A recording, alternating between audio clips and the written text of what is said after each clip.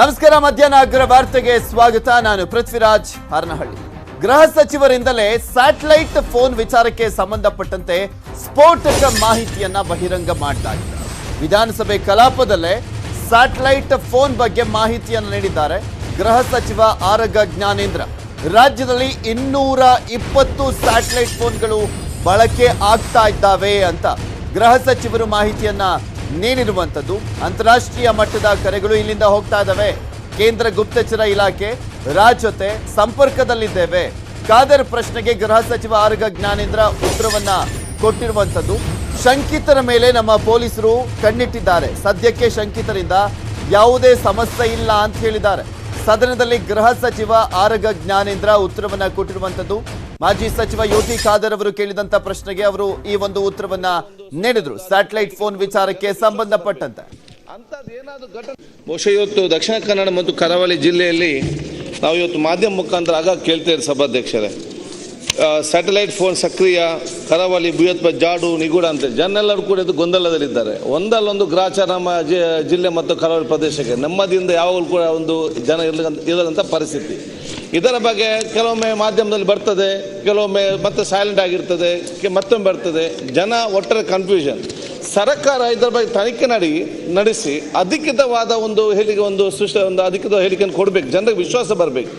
ಅಂಥದ್ದು ಏನಾದರೂ ಘಟನೆ ಇದ್ದರೆ ಅದು ಯಾರು ಮಾಡಿದ್ದಾರೆ ಅಂತ ಪತ್ತೆ ಹಚ್ಚುವಂಥ ಕೆಲಸ ಮಾಡಬೇಕು. ಸೊ ಅಂಥ ಪತ್ತೆ ಹಚ್ಚಿದ್ರೆ ಅದು ನಮ್ಮ ವೈಫಲ್ಯ ಆಗ್ತದೆ. ಅಂಥದ್ದು ಇಲ್ಲದಿದ್ದರೆ ಅಂಥದ್ದು ಯಾವುದು ಇಲ್ಲ, ಅದು ಬಹುಶಃ ಬೇರೆ ರೀತಿಯಿಂದ ಬಂದಿರ್ಬೋದು. ಏನಾದೊಂದು ಕ್ಲಾರಿಟಿ ಬಂದರೆ ಜನರಿಗೆ ಒಂದು ಕ್ಲಾರಿಟಿ ಬರ್ತದೆ. ಅನೇಕ ಸರಿ ಮಾಧ್ಯಮದಲ್ಲೂ ಕೂಡ ಬರ್ತದೆ, ಸ್ಯಾಟಲೈಟ್ ಫೋನು ಯೂಸ್ ಆಗಿದೆ, ಕೇಂದ್ರ ಸರ್ಕಾರದ ಕೆಲವು ಅಧಿಕಾರಿಗಳು ಇದನ್ನು ಸರ್ಚ್ ಮಾಡ್ತಾ ಇದ್ದಾರೆ, ಇತ್ತೀಚೆಗಂತೂ ಕರಾವಳಿ ಭಾಗದಲ್ಲಿ ಇಂಥದ್ದಾಗಿದೆ ಅಂತೇಳಿ ಹೇಳಿ ಬಂದಿರತಕ್ಕಂಥದ್ದು ನಾನು ಕೂಡ ಮಾಧ್ಯಮದಲ್ಲಿ ಪರಿಶೀಲನೆ ಮಾಡಿ ನೋಡಿದ್ದೇನೆ. 2011ರ ಮುಂಬೈ ಭಯೋತ್ಪಾದನಾ ದಾಳಿಯ ನಂತರ ಡೈರೆಕ್ಟರ್ ಜನರಲ್ ಆಫ್ ಶಿಪ್ಪಿಂಗ್ ರವರು ತಮ್ಮ ಸುತ್ತೋಲೆ 2012ರಲ್ಲಿ ಭಾರತೀಯ ಸಾಗರದಲ್ಲಿ ಸ್ಯಾಟಲೈಟ್ ಫೋನ್ಗಳ ಬಳಕೆಯನ್ನು ನಿಷೇಧ ಮಾಡಿದ್ದಾರೆ. ಇಡೀ ದೇಶದಲ್ಲಿ ಇದರ ಬಳಕೆಯನ್ನು ಜನರಲ್ ಆಗಿ ನಿಷೇಧಕ್ಕೆ ಒಳಗಾಗಿದೆ.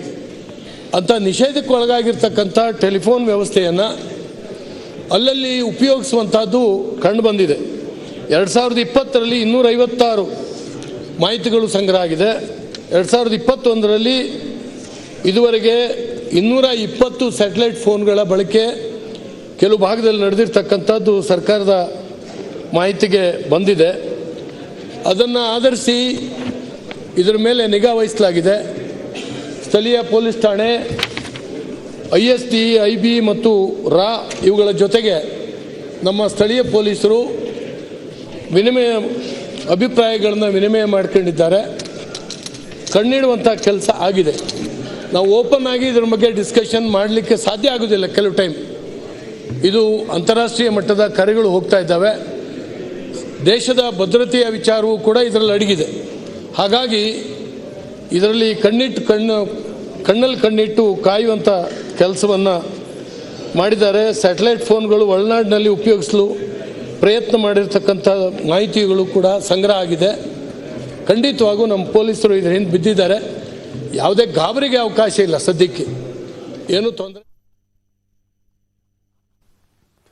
ಭಾರತದಲ್ಲಿದ್ದು ಭಾರತೀಯನಾಗಿದ್ದು ಭಾರತದ ವಿರುದ್ಧ ಗೂಢಚಾರಿಕೆ, ಬಟ್ಟೆ ವ್ಯಾಪಾರಿ ಸೋಗು, ಪಾಕ್ ಜೊತೆ ನಂಟು. ಫೇಸ್ಬುಕ್ ಯುವತಿಗೆ ಜಿತೇಂದರ್ ಸೀಕ್ರೆಟ್ ರವಾನೆ. ಪಾಕ್ ಸ್ಪೈ ಜಿತೇಂದರ್.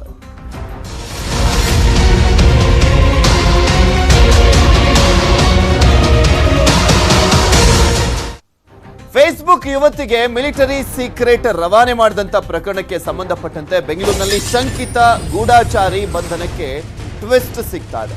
ತನಿಖೆಯಲ್ಲಿ ಹೊರಬರ್ತಾ ಇದೆ ಸ್ಫೋಟಕ ಮಾಹಿತಿಗಳು. ಪೊಲೀಸರು ತನಿಖೆಯನ್ನ ಮತ್ತಷ್ಟು ತೀವ್ರಗೊಳಿಸುತ್ತಿದ್ದ ಹಾಗೆ ಸಾಕಷ್ಟು ಸ್ಫೋಟಕ ಮಾಹಿತಿಗಳು ಹೊರಬರ್ತಾ ಇರುವಂತದ್ದು.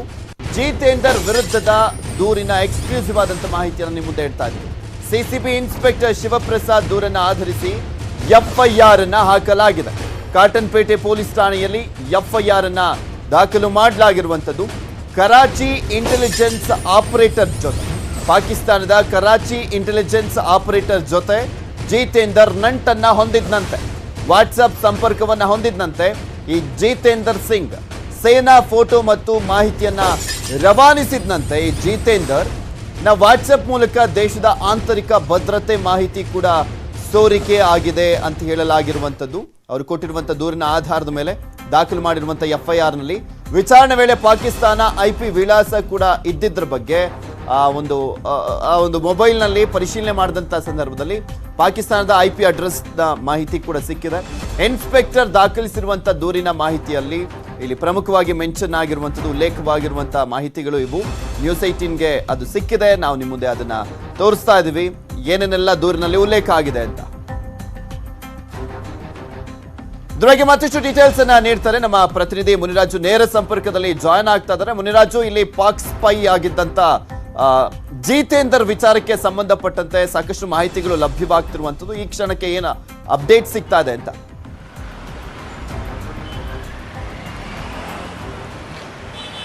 ಪೃಥ್ವಿ, ಈಗಾಗಲೇ ಈ ಒಂದು ಪ್ರಕರಣಕ್ಕೆ ಸಂಬಂಧಪಟ್ಟಂತೆ ಕಾಟನ್ಪೇಟೆ ಪೊಲೀಸ್ ಠಾಣೆಯಲ್ಲಿ CCP ಇನ್ಸ್ಪೆಕ್ಟರ್ ಶಿವಪ್ರಸಾದ್ ಅವರೊಂದು FIR ಅನ್ನು ದಾಖಲು ಮಾಡಿದ್ದಾರೆ. ಅದರಲ್ಲಿ ಕೆಲವು ಪ್ರಮುಖ ಅಂಶಗಳನ್ನು ಸಹ ಮೆನ್ಷನ್ ಮಾಡಿರುವಂತದ್ದು. ಏನು ಆರೋಪಿ ಜಿತೇಂದರ್ ಇದನ್ನ ಈತ ಒಂದು ಕರಾಚಿಯ ಕರಾಚಿಯ ಇಂಟೆಲಿಜೆನ್ಸ್ ಆಪರೇಟರ್ ಜೊತೆ ಒಂದು ನೇರ ಸಂಪರ್ಕ ಹೊಂದಿದ್ದ ಅಂತೇಳಿ ಆ ಒಂದು FIR ನಲ್ಲಿ ಉಲ್ಲೇಖ ಮಾಡಿದ್ದಾರೆ. ವಾಟ್ಸ್ಆಪ್ ನಲ್ಲಿ ಒಂದು ಆರ್ಮಿಗೆ ಸಂಬಂಧಪಟ್ಟಂತೆ ಫೋಟೋಸ್ ಮತ್ತೆ ಮಾಹಿತಿಗಳನ್ನ ಶೇರ್ ಮಾಡಿದ್ದಾನೆ ಅಂತೇಳಿ ಈಗ ಆ ಒಂದು FIR ನಲ್ಲಿ ಉಲ್ಲೇಖ ಮಾಡಿರುವಂತದ್ದು. ಮತ್ತೆ ಆತನ ಬಳಕೆ ಮಾಡಿದ 2 ಮೊಬೈಲ್ ನಂಬರ್ಗಳು ಸಹ ಅಲ್ಲಿ ಪತ್ತೆ ಹಚ್ಚಿದ್ದಾರೆ. ಆ ಒಂದು ಮೊಬೈಲ್ ನಂಬರ್ಗಳ ಮುಖಾಂತರವೇ ಆತ ಒಂದು ಪಾಕಿಸ್ತಾನದ ಒಂದು ISI ಜೊತೆ ನಂಟನ್ನ ಹೊಂದಿರ್ತಾನೆ. ಮತ್ತೆ ಅಲ್ಲಿಗೆ ಸಂಬಂಧಪಟ್ಟಂತ ಕೆಲವು ಗೌಪ್ಯ ಮಾಹಿತಿಗಳನ್ನ ರವಾನೆ ಮಾಡ್ತಾ ಇದ್ದ ಅಂತೇಳಿ ಈಗ ತನಿಖೆಯಿಂದ ಗೊತ್ತಾಗಿರುವಂತದ್ದು. ಮತ್ತೆ ಅದೇ ರೀತಿ ಏನು ಪಾಕಿಸ್ತಾನದ IP ಅಡ್ರೆಸ್ ಇರುವಂತ ಒಂದು ನಂಬರ್ ಏನಿದೆ, ಆ ಒಂದು ನಂಬರ್ ಜೊತೆ ಸಂಪರ್ಕ ಇರುವಂತದ್ದು ಸಹ ಗೊತ್ತಾಗಿರುವಂತದ್ದು. ಈ ಬಗ್ಗೆ ಪೊಲೀಸರು ತನಿಖೆ ಮಾಡಿ ಆತನನ್ನ ಒಂದು ಜಾಲಿ ಮೊಹಲಾದಲ್ಲಿ ಬಂಧಿಸಿರುವಂತದ್ದು. ಬಂಧನದ ವೇಳೆ ಆತನ ಮನೆಯಲ್ಲಿ ಒಂದು ಆರ್ಮಿಗೆ ಸೇರಿದಂತ ಯೂನಿಫಾರ್ಮ್ ಸಹ ಸಿಕ್ಕಿದೆ. ಆತ ಒಂದು ಕಬೋರ್ಡ್ ನಲ್ಲಿ ಯೂನಿಫಾರ್ಮ್ ನ ಇಟ್ಕೊಂಡಿರ್ತಾನೆ. ಅದನ್ನು ಸಹ ಪೊಲೀಸರು ಜಪ್ತಿ ಮಾಡಿ ಈಗ ಒಂದು ಕೇಸನ್ನು ದಾಖಲು ಮಾಡಿದ್ದಾರೆ. ಮತ್ತೆ ಈಗಾಗಲೇ ಆತನನ್ನ 12 ದಿನಗಳ ಕಾಲ CCP ಪೊಲೀಸರು ತಮ್ಮ ವಶಕ್ಕೆ ಪಡ್ಕೊಂಡು ಹೆಚ್ಚಿನ ಒಂದು ವಿಚಾರಣೆಯನ್ನ ಮಾಡ್ತಾ ಇದ್ದಾರೆ. ಪೃಥ್ವಿ, ಓಕೆ, ಥ್ಯಾಂಕ್ ಯು ಮುನಿರಾಜು ನಿಮ್ಮೆಲ್ಲ ಡೀಟೇಲ್ಸ್ಗಾಗಿ.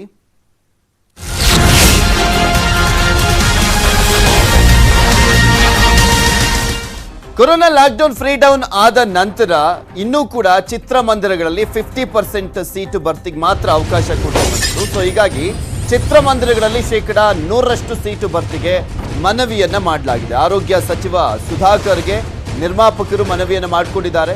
ಶೀಘ್ರವೇ ಚರ್ಚಿಸಿ ನಿರ್ಧಾರ ಅಂತ ಹೇಳಿದ್ದಾರೆ. ಈ ಸಂದರ್ಭದಲ್ಲಿ ಆರೋಗ್ಯ ಸಚಿವ ಸುಧಾಕರ್ ತಾಂತ್ರಿಕ ಸಲಹಾ ಸಮಿತಿ ಜೊತೆ ಚರ್ಚೆಯನ್ನ ಮಾಡ್ತೇವೆ, ಸೋಂಕಿತರ ಸಂಖ್ಯೆ ನೋಡಿಕೊಂಡು ತೀರ್ಮಾನವನ್ನ ಮಾಡಲಾಗುತ್ತೆ. ಚರ್ಚೆ ಬಳಿಕ ಆರೋಗ್ಯ ಸಚಿವ ಸುಧಾಕರ್ ಹೇಳಿಕೆಯನ್ನ ನೀಡಿದರು. ಪೂರಕ ವಾತಾವರಣ ನಿರ್ಮಾಣ ಮಾಡಬೇಕು, ಅಂತಿಮ ನಿರ್ಧಾರವನ್ನ ತೆಗೆದುಕೊಳ್ತೇವೆ, ಶೀಘ್ರವೇ ನಿರ್ಧಾರವನ್ನ ಹೇಳ್ತೇವೆ ಅಂತ ಹೇಳಿದ್ದಾರೆ. ಇಲ್ಲಿ ಪ್ರಮುಖವಾಗಿ ಥಿಯೇಟರ್ಗಳಲ್ಲಿ ಇನ್ನೂ ಕೂಡ ಫ್ರೀ ಡೌನ್ ಆಗಿದ್ದರೂ ಕೂಡ, ಅಂದರೆ ಲಾಕ್ಡೌನ್ ನಂತರ ಎಲ್ಲ ಕ್ಷೇತ್ರಗಳಿಗೂ 100% ಅಷ್ಟು ಅವಕಾಶ ಸಿಕ್ಕಿದೆ. ಆದರೆ ಥಿಯೇಟರ್ಗಳಲ್ಲಿ ಇನ್ನೂ ಕೂಡ ಬರೀ 50% ಅಷ್ಟು ಮಾತ್ರ ಸೀಟು ಭರ್ತಿಗೆ ಅವಕಾಶ ಇರುವಂಥದ್ದು. ಕಂಪ್ಲೀಟ್ ಆಗಿ 100% ಅಷ್ಟು ಸೀಟು ಭರ್ತಿಗೆ ಅವಕಾಶ ಕೊಡಿ ಅಂತ ನಿರ್ಮಾಪಕರು ಕೇಳ್ಕೊಂಡಿದ್ದಾರೆ ಆರೋಗ್ಯ ಸಚಿವರನ್ನು.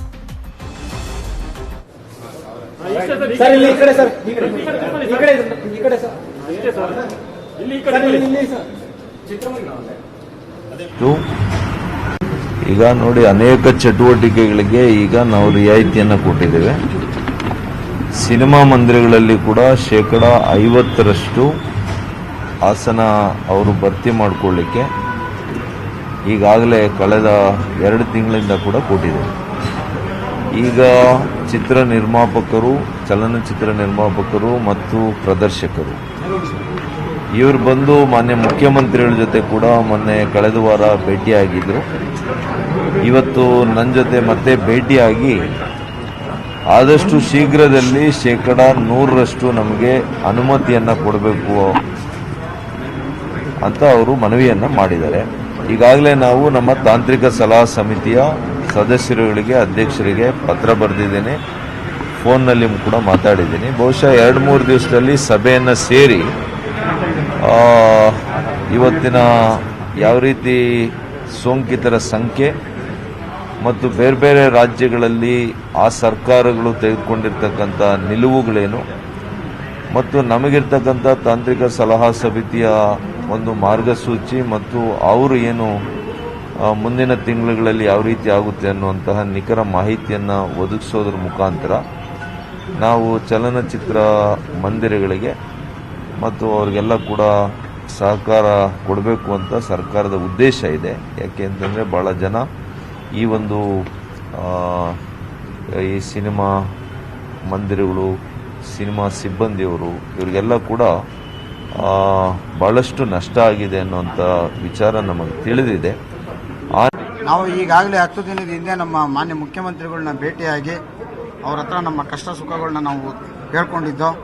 ಅವರು ಕೂಡಲೇ ಅದಕ್ಕೆ ಸ್ಪಂದಿಸಿ ಮಾನ್ಯ ಸಚಿವರಾದ ಆರೋಗ್ಯ ಸಚಿವರಾದ ಸುಧಾಕರ್ ಸರ್ ಅವರ ಜೊತೆಯಲ್ಲಿ ಕೂರಿಸ್ಕೊಂಡು ಪೂರಕವಾದ ಒಂದು ವಾತಾವರಣ ಇರೋದ್ರಿಂದ ಖಂಡಿತ ಚಿತ್ರರಂಗಕ್ಕೆ ಏನಾದರೂ ಒಂದು ನಾವು ಈ ಸಲ ಮಾಡಿಕೊಡ್ಬೇಕು, ತುಂಬ ಕಷ್ಟ ಅನುಭವಿಸ್ತಾ ಇದ್ದಾರೆ ಅಂತ ಹೇಳಿ ಅವರು ಕೂಡ ಕೂಡಲೇ ಸ್ಪಂದನೆ ಮಾಡಿದ್ರಿಂದ ಸುಧಾಕರ್ ಸರ್ ಅವರು 10 ದಿನದಿಂದ ಇದ್ರ ಬಗ್ಗೆ ತುಂಬ ಚರ್ಚೆಗಳನ್ನ ಮಾಡಿ ಟೆಕ್ನಿಕಲ್ ಟೀಮ್ ಜೊತೆ ಆಗಲಿ BBMP ಅವ್ರ ಜೊತೆ ಎಲ್ಲರ ಜೊತೆನೂ ಸೇರಿಕೊಂಡು ಚರ್ಚೆ ಮಾಡಿ ಒಂದು ಅಂತಿಮ ಘಟ್ಟಕ್ಕೆ ಬಂದಿದ್ದಾರೆ.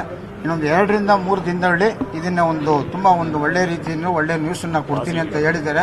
ಪಾಸಿಟಿವ್ ಆಗಿ ರಾಜ್ಯದಲ್ಲಿ ಅನ್ಲಾಕ್ ಆದ ಬಳಿಕ ಕೆಲವು ಕ್ಷೇತ್ರಗಳು ಮಾತ್ರ ಇನ್ನೂ ಕೂಡ 50% ಅಷ್ಟು ಲಾಕ್ಡೌನ್ ಅನ್ನ ಎದುರಿಸ್ತಾ ಇರುವಂತದ್ದು. ಸೊ ಹೀಗಾಗಿ ಮತ್ತಷ್ಟು ಕ್ಷೇತ್ರಗಳು ಏನಿದಾವೆ ಅಂದ್ರೆ ಅನ್ಲಾಕ್ ಆಗಿರುವಂಥದ್ದು ಅವಕ್ಕೆ ಅವಕಾಶ ಕೊಡುವಂತ ಸಾಧ್ಯತೆ ಇದೆ. ಕೊರೋನಾ ಕೇಸ್ ಇಳಿಕೆಯಿಂದ ಆ ಕ್ಷೇತ್ರಗಳಿಗೂ ಕೂಡ ಅನ್ಲಾಕ್ ಭಾಗ್ಯ ಸಿಗುತ್ತೆ ಅಂತ ಹೇಳಲಾಗ್ತದೆ.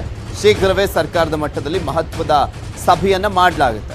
ಸ್ವಿಮ್ಮಿಂಗ್ ಪೂಲ್ ಆಗಿರ್ಬೋದು, ಪಬ್ಬು, ಕ್ಲಬ್ಬು, 100% ಥಿಯೇಟರ್ ಓಪನ್ ಬಗ್ಗೆ ಚರ್ಚೆಯನ್ನ ಮಾಡಲಾಗುತ್ತೆ. BBMP ಮುಖ್ಯ ಆಯುಕ್ತರಿಂದ ಇದ್ರ ಬಗ್ಗೆ ಮಾಹಿತಿಯನ್ನು ನೀಡಲಾಗಿದೆ. ಕಳೆದ 60 ದಿನಗಳಿಂದ ಕೋವಿಡ್ ಕೇಸ್ ಇಳಿಕೆ ಇದೆ. ಅಂದರೆ 2 ತಿಂಗಳಿಂದಲೂ ಕೂಡ ಕೋವಿಡ್ ಕೇಸ್ ಇಳಿಮುಖ ಸಾಗಿರುವಂಥದ್ದು.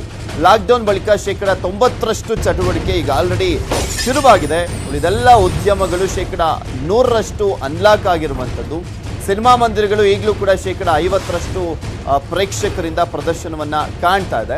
ಸಿನಿಮಾ ಬಿಗ್ ಸ್ಟಾರ್ಗಳ ಒಂದು ಸಿನಿಮಾಗಳು ರಿಲೀಸ್ ಆಗಬೇಕು ಅಂದರೆ 100% ಅವಕಾಶ ಕೊಟ್ಟಂಥ ಸಂದರ್ಭದಲ್ಲಿ ಮಾತ್ರ ಅಂತ ಮನವಿಯನ್ನು ಕೂಡ ಮಾಡಿಕೊಳ್ಳಲಾಗಿದೆ. ಸೊ ಇದ್ರ ಬಗ್ಗೆ ಗೌರವ್ ಗುಪ್ತಾ ಅವರು ಮಾಹಿತಿಯನ್ನು ನೀಡ್ತಾ ಇದ್ರು. ಇದ್ರ ಬಗ್ಗೆ ಮತ್ತಷ್ಟು ಡೀಟೇಲ್ಸ್ ಅನ್ನು ನೀಡ್ತಾರೆ ನಮ್ಮ ಪ್ರತಿನಿಧಿ ಕೃಷ್ಣ. ನೇರ ಸಂಪರ್ಕದಲ್ಲಿ ಜಾಯ್ನ್ ಆಗ್ತಾ ಇದ್ದಾರೆ. ಎಸ್ ಕೃಷ್ಣ, ಇಲ್ಲಿ ಪ್ರಮುಖವಾಗಿ ಇನ್ನು ಕೆಲವು ಕ್ಷೇತ್ರಗಳಿಗೆ ಮಾತ್ರ ಅನ್ಲಾಕ್ ಭಾಗ್ಯ ಸಿಗಬೇಕಾಗಿದೆ.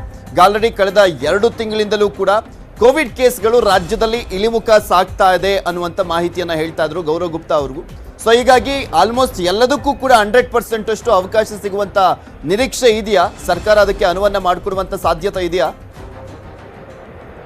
ಖಂಡಿತವಾಗ್ಲೂ ಪೃಥ್ವಿರಾಜ್, ಯಾಕಂದರೆ ಈಗಿನ ಬೆಳವಣಿಗೆಗಳನ್ನು ನೋಡ್ತಾ ಇದ್ರೆ ಎಲ್ಲೋ ಒಂದು ಕಡೆ 100% ಅವಕಾಶವನ್ನು ಮಾಡಿಕೊಡುವಂಥ ಸಾಧ್ಯತೆ ಬಹುತೇಕ ಹೆಚ್ಚಾಗಿರುವಂಥದ್ದು. ಯಾಕಂದರೆ ಈಗಾಗಲೇ ರಾಜ್ಯದಲ್ಲಿ ಕಳೆದ 2 ತಿಂಗಳಿಂದಲೂ ಕೂಡ ಒಂದು ರೀತಿ ಕೊರೋನಾ ಸಂಖ್ಯೆ ಇಳಿಮುಖ ಆಗಿರುವಂಥದ್ದು. ಮತ್ತು ಎಲ್ಲೋ ಒಂದು ಕಡೆ ಒಂದಷ್ಟು ವಿನಾಯಿತಿಗಳನ್ನು ಏನು ಕೊಡಬೇಕಾಗುತ್ತೆ ಅದ್ರ ಬಗ್ಗೆ ಕೂಡ ಈಗ ಮುಖ್ಯಮಂತ್ರಿ ಬಸವರಾಜ ಬೊಮ್ಮಾಯಿ ಅವರು ಕೂಡ ಆಲೋಚನೆಯನ್ನು ಮಾಡ್ತಾ ಇದ್ದಾರೆ. ಇದಕ್ಕೆ ಪೂರಕವಾಗಂತೆ ಇವತ್ತು ಪ್ರಮುಖವಾಗಿ ಸಿನಿಮಾ ನಿರ್ಮಾಪಕರೇನಿದ್ದಾರೆ ಅವರು ಇವತ್ತು ಆರೋಗ್ಯ ಸಚಿವ ಕೆ ಸುಧಾಕರ್ ಅವರನ್ನ ಭೇಟಿ ಮಾಡಿ ಮನವಿಯನ್ನು ಮಾಡ್ಕೊಂಡಿದ್ದಾರೆ. ಎಲ್ಲೋ ಒಂದು ಕಡೆ ಆರೋಗ್ಯ ಸಚಿವ ಕೆ ಸುಧಾಕರ್ ಅವರು ಕೂಡ ಸಂದರ್ಭದಲ್ಲಿ ಪೂರಕವಾಗಿ ಒಂದು ರೀತಿ ವಾತಾವರಣ ಇದೆ, ಅಂದ್ರೆ ಅವರಿಗೆ ಅವಕಾಶನ ಮಾಡಿಕೊಡುವಂತ ದೃಷ್ಟಿಯಲ್ಲಿ ಒಂದು ರೀತಿ ವಾತಾವರಣ ಇದೆ ಅನ್ನುವ ಒಂದು ಮಾತನ್ನ ಸ್ಪಷ್ಟವಾಗಿ ಒಂದು ಸಂದೇಶವನ್ನು ರವಾನೆಯನ್ನ ಮಾಡಿದ್ದಾರೆ. ಆ ಒಂದು ಕಾರಣಕ್ಕೋಸ್ಕರವಾಗಿ ಅವರ ಸಂದೇಶವನ್ನು ನೋಡಿದ್ರೆ ಎಲ್ಲೋ ಒಂದು ಕಡೆ ಏನು 50% ಇದ್ದ ಚಿತ್ರಮಂದಿರಗಳ ಅವಕಾಶ ಇತ್ತು ಅದನ್ನ 100% ಮಾಡಿಕೊಡೋದಕ್ಕೂ ಕೂಡ ಎಲ್ಲೋ ಒಂದು ಕಡೆ ಸರ್ಕಾರ ಚಿಂತನೆ ಮಾಡಿದೆ ಅನ್ನುವಂಥದ್ದು. ಈಗಾಗಲೇ ಪ್ರಮುಖವಾಗಿ ಆರೋಗ್ಯ ಸಚಿವ ಕೆ ಸುಧಾಕರ್ ಅವರು ಕೂಡ ಈಗಾಗಲೇ ಪ್ರಮುಖವಾಗಿ ಅಂದ್ರೆ ತಜ್ಞರ ಒಂದು ಸಲಹೆಗಳನ್ನು ಆಧರಿಸಿ ಮುಂದಿನ ಹೆಜ್ಜೆಯನ್ನು ಇಡೋದಕ್ಕೂ ಕೂಡ ಈಗಾಗಲೇ ತೀರ್ಮಾನವನ್ನು ಮಾಡಿರುವಂಥದ್ದು. ಈಗಾಗಲೇ ಇವತ್ತು ಸಭೆ ಮಾಡಿದ ನಂತರವಾಗಿ ಆ ತಜ್ಞರ ಒಂದು ಅಭಿಪ್ರಾಯವನ್ನು ಕೂಡ ಕೇಳಿದ್ದಾರೆ. ಇನ್ನೊಂದೆರಡು ದಿನಗಳಲ್ಲಿ ತಜ್ಞರು ಏನು ವರದಿಯನ್ನು ಕೊಡ್ತಾರೆ, ವರದಿಯನ್ನು ಆಧರಿಸಿ ಅಂತಿಮವಾಗಿ ಮುಖ್ಯಮಂತ್ರಿಗಳ ಜೊತೆ ಚರ್ಚೆ ಮಾಡಿ ಮುಖ್ಯಮಂತ್ರಿ ಬಸವರಾಜ ಬೊಮ್ಮಾಯಿ ಅವರೇ ಇದ್ರ ಬಗ್ಗೆ ನಿರ್ಧಾರವನ್ನ ಪ್ರಕಟ ಮಾಡುವಂತ ಸಾಧ್ಯತೆ ಕೂಡ ಇದೆ. ಸದ್ಯಕ್ಕಂತೂ ಏನು ಕೆಲವೊಂದಷ್ಟು ಅನ್ಲಾಕ್ ಇದ್ದಾವೆ ಅದನ್ನ ಪೂರ್ತಿಯಾಗಿ ಅನ್ಲಾಕ್ ಮಾಡುವಂಥದ್ದು ಅಂದ್ರೆ ವಿನಾಯಿತಿಯನ್ನ ಕೊಡೋದಕ್ಕೂ ಕೂಡ ಈಗಾಗಲೇ ಸರ್ಕಾರ ಚಿಂತನೆಯನ್ನು ಮಾಡಿರುವಂಥದ್ದು. ಆ ಒಂದು ಕಾರಣಕ್ಕೋಸ್ಕರವಾಗಿ ಈಗ ಪ್ರಮುಖವಾಗಿ ಸಿನಿಮಾ ಥಿಯೇಟರ್ಗಳು ಏನು ಒಂದಷ್ಟು ದಿನಗಳಲ್ಲಿ 50% ಮಾಡಿದ್ದಾರೆ ಅದನ್ನ 100% ಮಾಡೋದಕ್ಕೂ ಕೂಡ ಇನ್ನು 2 ದಿನಗಳಲ್ಲಿ ಸರ್ಕಾರ ಅಂತಿಮವಾದಂತಹ ತೀರ್ಮಾನವನ್ನು ಕೈಗೊಳ್ಳಲಾಗುತ್ತೆ. ಓಕೆ, ಥ್ಯಾಂಕ್ ಯು ಕೃಷ್ಣ ನಿಮ್ಮೆಲ್ಲ ಡೀಟೇಲ್ಸ್ಗಾಗಿ. ಕೊರೋನಾ ಜಾಗೃತಿ ಬಗ್ಗೆ ನ್ಯೂಸ್ 18 ನೆಟ್ವರ್ಕ್ ಫೆಡರಲ್ ಬ್ಯಾಂಕ್ ಸಹಯೋಗದೊಂದಿಗೆ ಇಡೀ ದೇಶದಾದ್ಯಂತ ಅಭಿಯಾನವನ್ನು ಮಾಡ್ತಾ ಇದೆ. ಇದರ ಮುಂದುವರೆದ ಭಾಗವಾಗಿ ವಾಟ್ಸ್ಆಪ್ ಮೂಲಕ ಕೂಡ ನೀವು ಪರಿಹಾರವನ್ನು ಕಂಡುಕೊಳ್ಬಹುದು. ಕೊರೋನಾ ಗೊಂದಲದ ನಿಮ್ಮ ಪ್ರಶ್ನೆಗಳಿಗೆ ನಿಮಗೆ ಉತ್ತರ ಸಿಗುತ್ತೆ. ಸ್ಯಾನಿಟೈಸರ್ ಬಳಸುವಂಥದ್ದು ಅಪಾಯಕಾರಿನ, ಲಸಿಕೆಯನ್ನು ಹಾಕಿಸ್ಕೊಂಡ್ರೆ DNA ಬದಲಾಗುತ್ತೆ, ಈ ರೀತಿ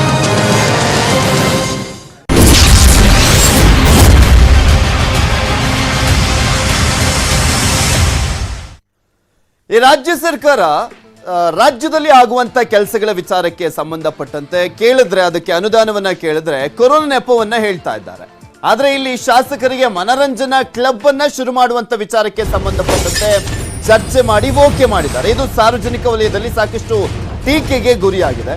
ಬಿಜೆಪಿ ರಾಷ್ಟ್ರೀಯ ಕಾರ್ಯದರ್ಶಿ ಹಾಗೆ ಶಾಸಕ ಸಿಟಿ ರವಿ ಪ್ರತಿಕ್ರಿಯೆಯನ್ನು ಕೊಟ್ಟಿದ್ದಾರೆ. ಇದ್ರ ಬಗ್ಗೆ ಸಂವಿಧಾನಾತ್ಮಕವಾಗಿ ಅವಕಾಶ ಇದೆ, ಅವಕಾಶ ಇದ್ದಾಗ ಯಾಕೆ ಕ್ಲಬ್ ಬೇಡ ಅನ್ಬೇಕು ಅಂತ ಪ್ರಶ್ನೆ ಮಾಡಿದ್ದಾರೆ. ಸಾಂವಿಧಾನಿಕ ಕ್ಲಬ್ನಲ್ಲಿ ಮೋಜು ಮಸ್ತಿಗಾಗಿ ಮಾಡ್ತಾ ಇಲ್ಲ ನಾವು. Judicial club, IAS club, press club ಅಂತೆಲ್ಲ ಇದೆ ತಾನೇ. ಆ ಕ್ಲಬ್ಗಳಲ್ಲಿ ಮೋಜು ಮಸ್ತಿ ಮಾಡ್ತಾರಾ? ಚರ್ಚೆ ಮಾಡೋಕೆ ಕ್ಲಬ್ ಒಂದು ವೇದಿಕೆ ಅಷ್ಟೇ, ಎಲ್ಲವನ್ನೂ ಕೂಡ ಪೂರ್ವಾಗ್ರಹವಾಗಿ ನೋಡಬಾರ್ದು ಅಂತ ಹೇಳಿದ್ದಾರೆ. ಅದೇ ರೀತಿ ಕಾನ್ಸ್ಟಿಟ್ಯೂಷನಲ್ ಕ್ಲಬ್ ಇರುವಂತದ್ದು ಕೂಡ ಚರ್ಚಿಸೋಕೆ ಅಂತ CT ರವಿ ಹೇಳಿದ್ದಾರೆ. ಇಲ್ಲಿ ಚರ್ಚಿಸೋಕೆ ಮಾಡ್ಕೊಳ್ಳಿ, ಬೇಡ ಅಂತ ಏನು ಹೇಳ್ತಾ ಇಲ್ಲ. ಆದ್ರೆ ಇಂಥ ಕೊರೋನಾದಂತ ಪರಿಸ್ಥಿತಿಯಲ್ಲಿ ಇದು ಅವಶ್ಯಕತೆ ಇದೆಯಾ ಈ ಸಂದರ್ಭದಲ್ಲಿ ಅನ್ನುವಂಥದ್ದೇ ಸಾರ್ವಜನಿಕ ವಲಯದಲ್ಲಿ ಆಗ್ತಾ ಇರುವಂತ ಚರ್ಚೆ ಮತ್ತೆ ಪ್ರಶ್ನೆ. ಕಾನ್ಸ್ಟಿಟ್ಯೂಷನಲ್ ಕ್ಲಬ್ ಅವಶ್ಯಕತೆ ಇದೆಯಾ ಈ ಟೈಮಲ್ಲಿ? ನೋಡಿ, ಸಂವಿಧಾನಾತ್ಮಕವಾಗಿ ಅವಕಾಶ ಇರಬೇಕಾದ್ರೆ ಅದನ್ನ ಹೇಗೆ ಬೇಡ ಅಂತ ಹೇಳಕ್ ಬರುತ್ತೆ? ಈ ಪ್ರೆಸ್ ಕ್ಲಬ್ ಇಲ್ವಾ? ಪ್ರೆಸ್ ಕ್ಲಬ್ ಅವಶ್ಯಕತೆ ಇದೆಯಾ ಅಂತ ಯಾರು ಕೇಳಿದಾರಾ ಯಾರಾದ್ರೂ? ಯಾಕೆ ಇರಬಾರ್ದು? ಈಗ ಕಬ್ಬನ್ ಪಾರ್ಕಲ್ಲೇ ಇದೆಯಪ್ಪ ಪ್ರೆಸ್ ಕ್ಲಬ್, ತಪ್ಪು ಅಂತ ಯಾರು ಕೇಳಿಲ್ಲ. ಜುಡಿಷಿಯರಿ ಕ್ಲಬ್, ಒಂದು ನಿಮಿಷ ಕೇಳಿ, ಜುಡಿಷಿಯರಿ ಕ್ಲಬ್ ಇದೆ, ಲಾಯರ್ಸ್ ಕ್ಲಬ್ ಇದೆ, IAS ಆಫೀಸರ್ ಕ್ಲಬ್ ಇದೆ, KAS ಆಫೀಸರ್ ಕ್ಲಬ್ ಇದೆ. ಹಾಗಿರ್ಬೇಕಾದ್ರೆ ಶಾಸಕರಿಗೆ ನೀವು ಕ್ಲಬ್ ಅಂದ ತಕ್ಷಣನೇ ನೀವೇನು ಪ್ರೆಸ್ ಕ್ಲಬ್ನಲ್ಲಿ ಮೋಜು ಮಸ್ತಿ ಮಾಡ್ತೀರಾ? ಇಂಟ್ರಾಕ್ಷನ್, ಚರ್ಚೆ, ಡಿಬೇಟು, ಒಳ್ಳೆಯ ವಿಚಾರಗಳು ಚರ್ಚೆ ಆಗಬೇಕು, ಒಂದು ವೇದಿಕೆ ಬೇಕು, ಎಲ್ಲೋ ಕೂರ್ಬೇಕು ಹೇಳಿ. ತಪ್ಪೇನಿದೆ? ಎಲ್ಲವನ್ನೂ ಪೂರ್ವಾಗ್ರಹದಿಂದ ನೋಡಬಾರ್ದು. ಎಲ್ಲವನ್ನೂ ಪೂರ್ವಾಗ್ರಹದಿಂದ ನೋಡಬಾರ್ದು. ಯಾರು ನೋಡಿ, ಒಂದು ಕೇಳಿ, ಎಲ್ಲವನ್ನೂ ಪೂರ್ವಾಗ್ರಹದಿಂದ ನೋಡಬಾರ್ದು. ಒಂದು ಒಳ್ಳೆಯ ಉದ್ದೇಶಕ್ಕೆ ಯಾಕೆ ಒಟ್ಟುಗೂಡಬಾರ್ದು? ಕ್ಲಬ್ ಅಂದ್ರೆ ಅರ್ಥ ಏನು?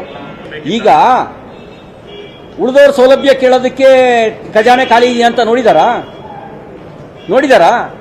ನೋಡಿಲ್ಲ. ಒಂದು ಒಳ್ಳೆ ಕಾರಣಕ್ಕೆ ಯೋಚನೆ ಮಾಡ್ತಿದ್ರೆ ಅದು ತಪ್ಪು ಅಂತೇಳಿ ರೂಪಿಸ್ತಕ್ಕಂಥ ಭಾವನೆಯನ್ನು ಪ್ರಕಟೀಕರಿಸೋದು ಒಳ್ಳೇದಲ್ಲ. ಯಾವಾಗಲೂ ನೆಗೆಟಿವ್ ಆಗಿ ಥಿಂಕ್ ಮಾಡಿದ್ರೆ ಅದೇ ಮೈಂಡ್ಸೆಟ್ ಬೆಳೆದು ಬಿಡುತ್ತೆ.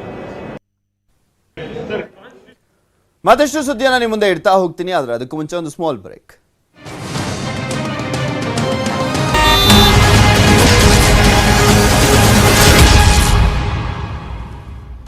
ಇದು ನ್ಯೂಸ್ 18 ಕನ್ನಡದ ಮೆಗಾ ಇಂಪ್ಯಾಕ್ಟ್ ಸ್ಟೋರಿ. ಬೆಂಗಳೂರಿನ ರಸ್ತೆ ಗುಂಡಿಗಳಿಗೆ ಇನ್ನಷ್ಟು ಮುಕ್ತಿಯನ್ನ ನೀಡುವಂತ ನಿಟ್ಟಿನಲ್ಲಿ BBMP ಮುಖ್ಯ ಕಮಿಷನರ್ ಆಗಿರುವಂತಹ ಗೌರವ್ ಗುಪ್ತಾ ಅವರು ಹೇಳಿಕೆಯನ್ನ ನೀಡಿದ್ದಾರೆ. ನ್ಯೂಸ್ 18 ಕನ್ನಡ ನಿರಂತರವಾಗಿ ವರದಿಯನ್ನ ಪ್ರಸಾರ ಮಾಡ್ತಾನೆ ಇದೆ. ಸೆಪ್ಟೆಂಬರ್ 1ನೇ ತಾರೀಕಿನಿಂದ, ಈ ತಿಂಗಳ ಆರಂಭದಿಂದಲೂ ಕೂಡ ನಾವು ಆ ಸುದ್ದಿಯನ್ನ ಪ್ರಸಾರ ಮಾಡ್ತಾ ಇದ್ವಿ. ಇಂಪ್ಯಾಕ್ಟ್ ಆಗಿದೆ. ಪಾಲಿಕೆ ವ್ಯಾಪ್ತಿಯ ರಸ್ತೆಗಳನ್ನ ಸರಿಪಡಿಸ್ತೇವೆ, ರಸ್ತೆ ಕಾಮಗಾರಿಗೆ ಹೊಸ ಟೆಂಡರ್ ಅನ್ನ ಕರಿತೀವಿ ಅಂತ ಹೇಳಿದ್ದಾರೆ. ರೋಡ್ ಕಟ್ಟಿಂಗ್ ಬಗ್ಗೆ ಗಮನ ಹರಿಸಲಾಗಿದೆ ಅಂತ BBMP ಮುಖ್ಯ ಆಯುಕ್ತರಾಗಿರುವಂತಹ ಗೌರವ್ ಗುಪ್ತಾ ಅವರು ಹೇಳಿಕೆಯನ್ನು ಕೊಟ್ಟಿದ್ದಾರೆ. ಮುಖ್ಯ ರಸ್ತೆಗಳಲ್ಲಿ 194 ಗುಂಡಿಗಳು ಪತ್ತೆ ಆಗಿದೆ. ರಸ್ತೆಯಲ್ಲಿನ ಎಲ್ಲಾ ಗುಂಡಿಗಳನ್ನ ಮುಚ್ಚುತ್ತೇವೆ ಅಂತ ಹೇಳಿದ್ರು.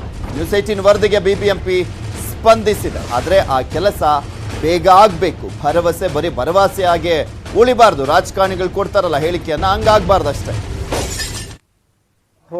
ಈ ಗುಂಡಿಗಳ ವಿಚಾರದಲ್ಲಿ ನಾವು ಒಂದು ಸಭೆಯನ್ನು ಮಾಡಿದ್ದೀವಿ. ನಮ್ಮಲ್ಲಿ ಇರ್ತಕ್ಕಂತಹ ಸನ್ಮಾನ್ಯ ಸಚಿವರು ಒಂದು ಸಭೆಯನ್ನು ನಡೆಸಿದ್ರು. ಸಭೆಯನ್ನು ನಡೆಸಿದಾಗ ಒಂದು 20ನೇ ತಾರೀಕು 20ನೇ ಸೆಪ್ಟೆಂಬರ್ದೊಳಗೆ ಅದನ್ನು ಪ್ರಮುಖ ರಸ್ತೆಗಳು, ಆರ್ಟಿರಿಯಲ್, ಸಬ್ ಆರ್ಟಿರಿಯಲ್ ರಸ್ತೆಗಳಲ್ಲಿ ಅದನ್ನು ಸೆಟರೈಟ್ ಮಾಡಬೇಕು ಅಂತ ಹೇಳಿ ಅವರು ಹೇಳಿದ್ದಾರೆ. ಆ ಪ್ರಕಾರ ಒಂದು ನಿನ್ನೆ ಅದನ್ನು ರಿವ್ಯೂ ಮಾಡಿದ್ದೀವಿ ನಮ್ಮ ಅಧಿಕಾರಿಗಳ ಜೊತೆಗೆ.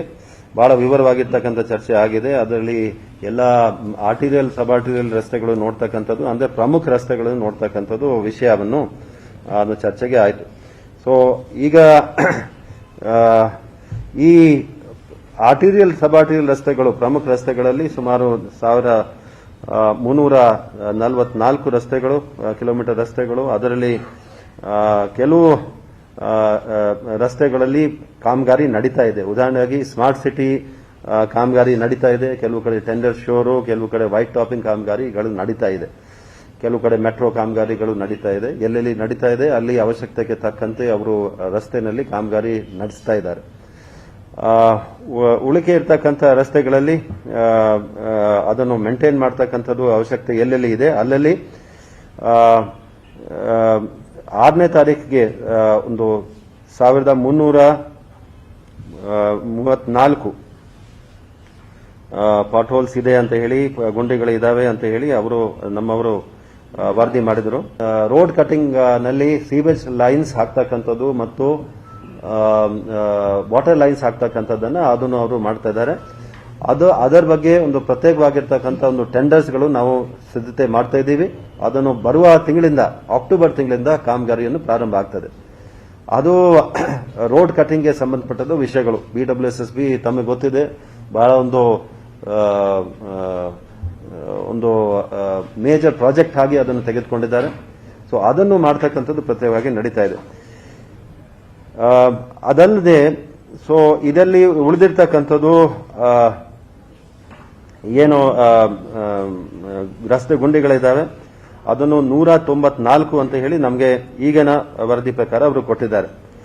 ಈಗಿನ 194 ಸಂಖ್ಯೆ ಉಳಿಕೆ ಇರತಕ್ಕಂಥದ್ದು. ಅದರಲ್ಲಿ ಅದನ್ನು ಬಹುಶಃ 3 ದಿನದೊಳಗೆ ಅದನ್ನು ಮುಕ್ತಾಯ ಆಗ್ತದೆ ಅಂತ ಹೇಳಿ ಅವರು ಅಟೆಂಡ್ ಮಾಡಿ ಹೇಳ್ತಾರೆ. ಬಾಲಕನ ಮೇಲೆ ಕಾರು ಹರಿದ್ರೂ ಕೂಡ ಪವಾಡ ಸದೃಶ್ಯವಾಗಿ ಬದುಕುಳಿದಿದ್ದಾನೆ. ಬಂಟ್ವಾಳದ ಇರಾ ಸೈಟ್ ಎಂಬಲ್ಲಿ ಈ ಒಂದು ಘಟನೆ ನಡೆದಿರುವಂತದ್ದು. 12 ವರ್ಷದ ಮನೋಜ್ ರಸ್ತೆಯನ್ನ ದಾಟಲಿಕ್ಕೆ ಮನೆಯಿಂದ ಓಡಿ ಬಂದಿದ್ದಾನೆ. ಈ ವೇಳೆ ರಸ್ತೆಯಲ್ಲಿ ಬರ್ತಾ ಇದ್ದಂತ ಕಾರು ಬಾಲಕನಿಗೆ ಡಿಕ್ಕಿ ಹೊಡೆದು ಮೈ ಮೇಲೆ ಹರಿದಿದೆ. ಕಾರು ಬಾಲಕನ ಮೇಲೆ ಹರಿದ್ರೂ ಕೂಡ ಬಾಲಕ ಬದುಕುಳಿದಿದ್ದಾನೆ. ಘಟನೆಯ ದೃಶ್ಯ ಸಿಸಿಟಿವಿಯಲ್ಲಿ ಸೆರೆಯಾಗಿದೆ.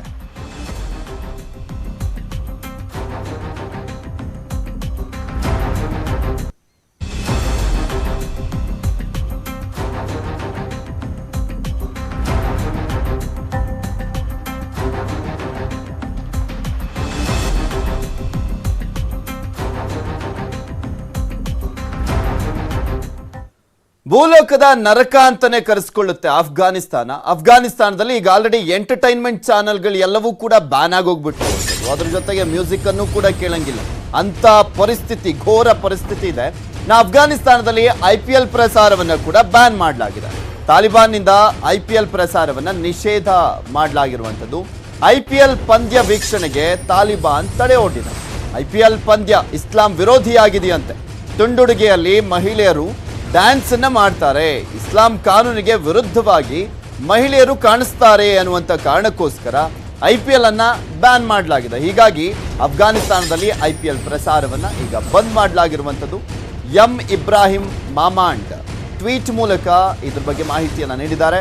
IPL ನಿಷೇಧಕ್ಕೆ ಅಫ್ಘಾನ್ ಕ್ರಿಕೆಟ್ ಪ್ರೇಮಿಗಳಿಗೆ ನಿರಾಸೆ ಆಗಿರುವಂಥದ್ದು. ಯಾಕಂದ್ರೆ ಅಫ್ಘಾನಿಸ್ತಾನದವರು ಆಕ್ಚುಲಿ IPL ಅನ್ನ ನೋಡ್ತಾರೆ ಅತಿ ಹೆಚ್ಚಾಗಿ. ಯಾಕೆಂದ್ರೆ IPL ನ ಕ್ರಿಕೆಟರ್ಸ್ಗಳು ಕೂಡ ಈ ಒಂದು IPL ಅಲ್ಲಿ ಭಾಗವಹಿಸ್ತಾರೆ. ಅಫ್ಘಾನಿಸ್ತಾನದ ಕ್ರಿಕೆಟರ್ಸ್ಗಳು IPL ನಲ್ಲಿ ಭಾಗವಹಿಸ್ತಾರೆ. ರಶೀದ್ ಖಾನ್ ಸೇರಿದಂತೆ ಸಾಕಷ್ಟು ಜನ ಅಫ್ಘಾನಿಸ್ತಾನದ ಕ್ರಿಕೆಟರ್ಗಳು ಇಲ್ಲಿ ಭಾಗವಹಿಸಿ IPL ನಲ್ಲಿ ಆಡುವಂಥದ್ದು, ತುಂಬಾ ಫೇಮಸ್ ಕೂಡ ಅವರು. ಆದರೆ ಈಗ IPL ಬ್ಯಾನ್ ನಿಂದಾಗಿ ಅಫ್ಘಾನಿಸ್ತಾನದಲ್ಲಿ ಸ್ವಲ್ಪ ಮಟ್ಟಿಗೆ ಇದೊಂಚೂರು ಎಂಟರ್ಟೈನ್ಮೆಂಟ್ ಅನ್ನೋದು ಇತ್ತು. ಯಾಕೆಂದ್ರೆ ಎಂಟರ್ಟೈನ್ಮೆಂಟ್ ಚಾನೆಲ್ಸ್ಗಳೆಲ್ಲವೂ ಕೂಡ ಬಂದಾಗಿರುವಂಥ ಹಿನ್ನೆಲೆಯಲ್ಲಿ ಅಟ್ಲೀಸ್ಟ್ IPL ನಾದ್ರೂ ನೋಡ್ಬೋದಲ್ಲ ಅಂದ್ಕೊಂಡಿದ್ರು. ಆದರೆ ಅದಕ್ಕೂ ಕೂಡ ಈಗ ಕತ್ತರಿ ಬಿದ್ದಿದೆ.